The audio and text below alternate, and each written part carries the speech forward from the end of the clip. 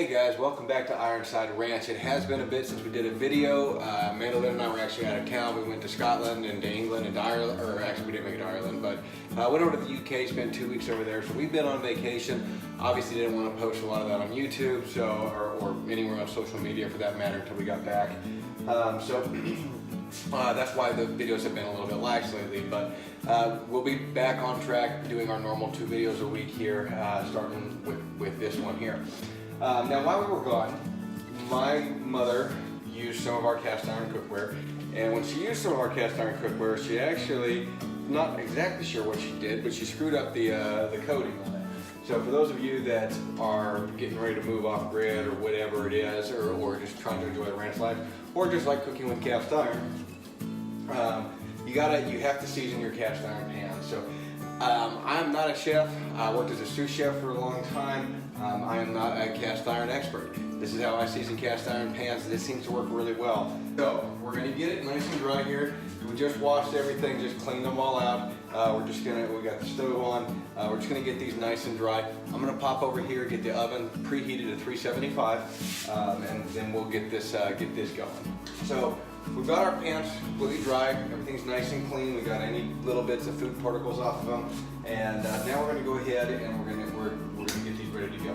So the first thing to do is obviously add your oil. Now there's several different types of oil you can use. Canola oil supposedly works the best. I typically use olive oil just because olive oil is better for you, and if we're going to be taking any of this in, I want it to be decently healthy.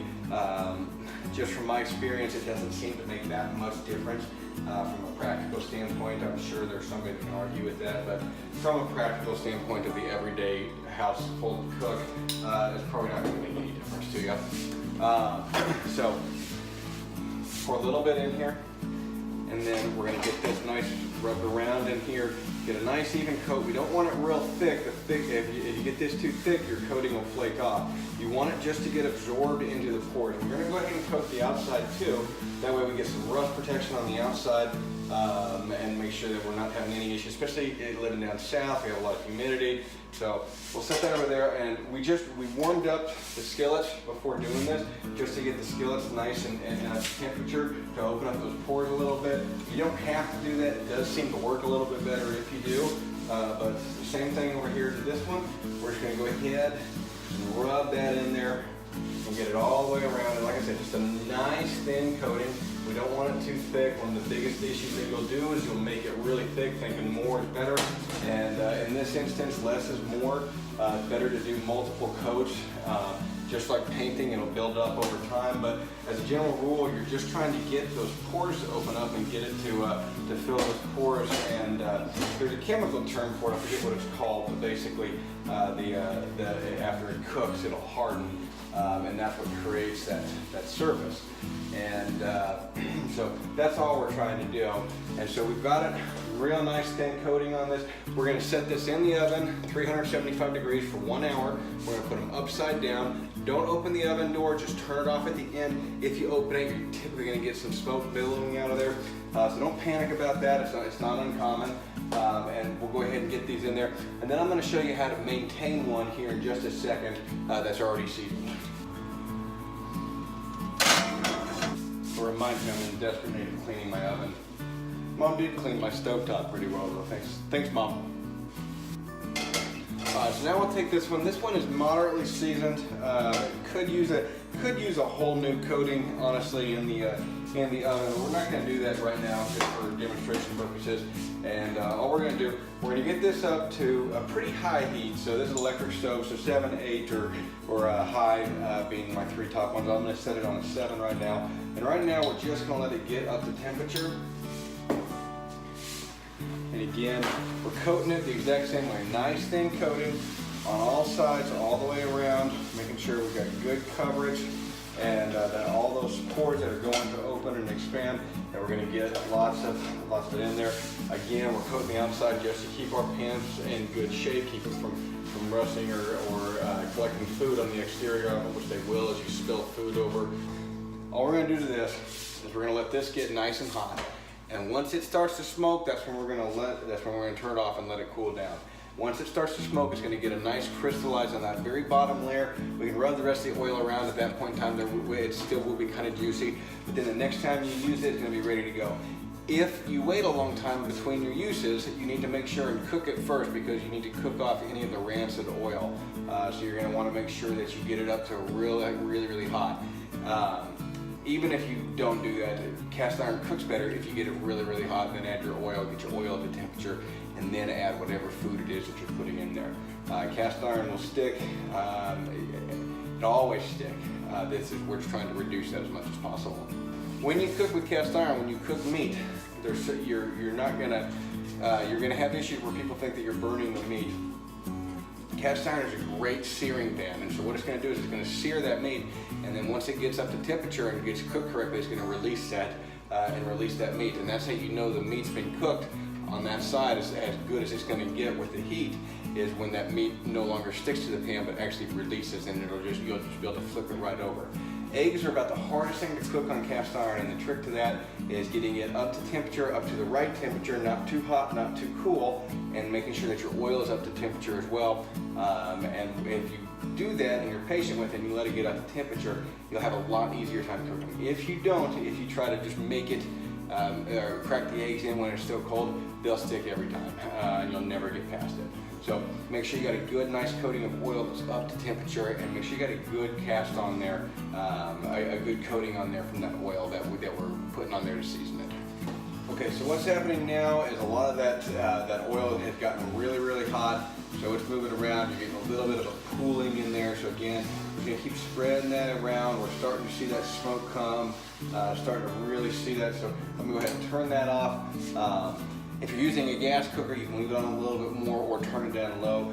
With these electric ones, just turn it straight off. By the time it cools down, it'll actually take care of kind of seasoning it just right. Okay, so there you have it. Seasoning a cast iron skillet, maintaining your cast iron skillet.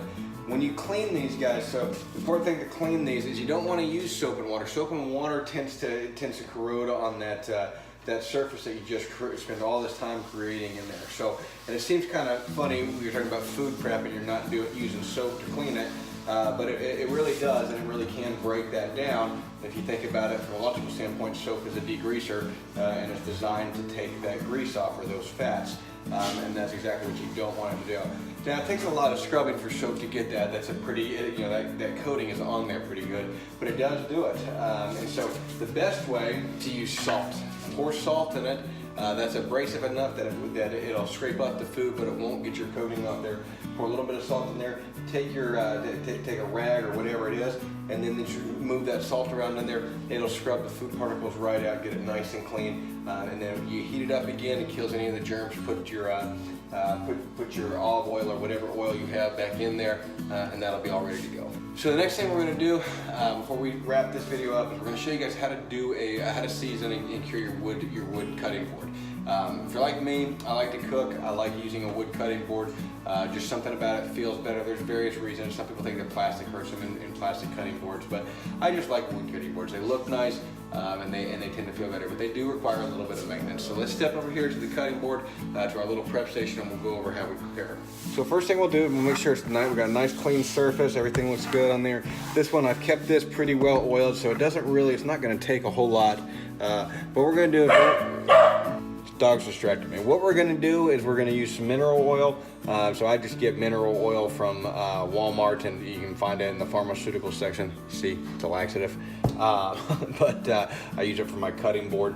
And so the advantage that you get with mineral oil versus using olive oil or something like that is olive oil will actually soak in here and then go rancid. It'll make your cutting board actually go bad. So you want to use mineral oil. It's one of those things. I don't particularly like it because it's not really a natural substance. It's a petroleum-based product.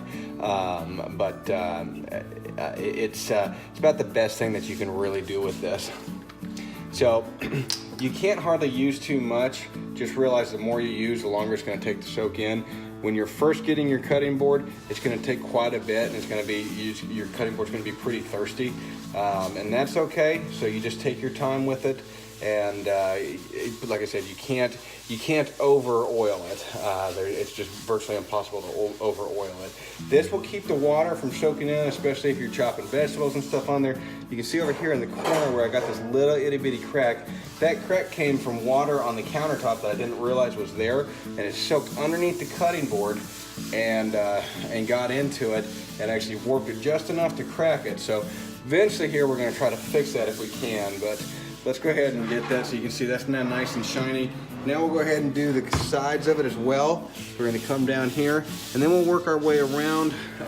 We're not going to do the back side today because we just did that. So we're going to do that a little bit later. This will keep your cutting board nice, guys. This will keep it from crashing. Now you can see this one. This is an ingrain cutting board. You can see here we got different checkers. That's all the grains, all these different woods that they used in here, and they used the ingrain of it to actually make it. Now this one here, this is not an ingrain cutting board. This is a cutting board that goes with the grain actually, so you can see all the grains of the board go this way. An ingrain cutting board lasts a lot longer. They don't tend to warp and crack as much, so you can get away with being a little bit lazier with them. These ones that are with the grain, you really can't do that because they really will. They'll just start to crack on you over time.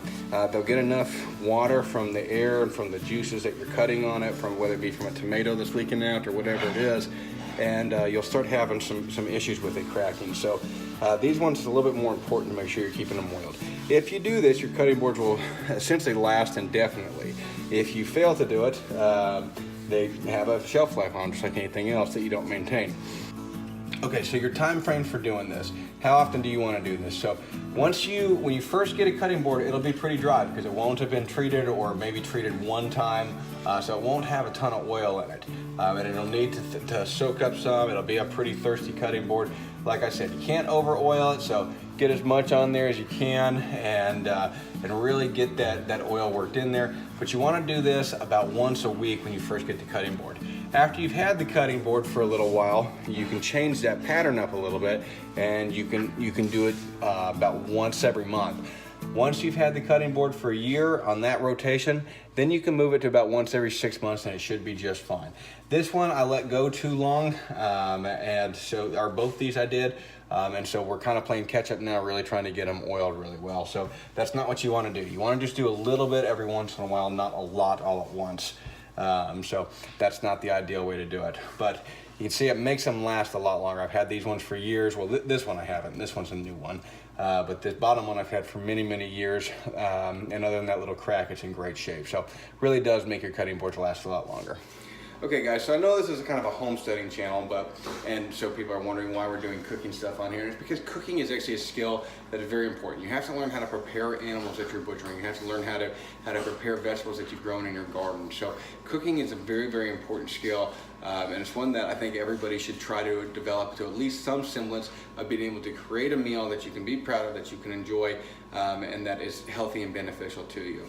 And part of doing that, you have to learn how to maintain your stuff. So that's why we did this video. I'm not going to do a bunch of recipe videos or anything like that.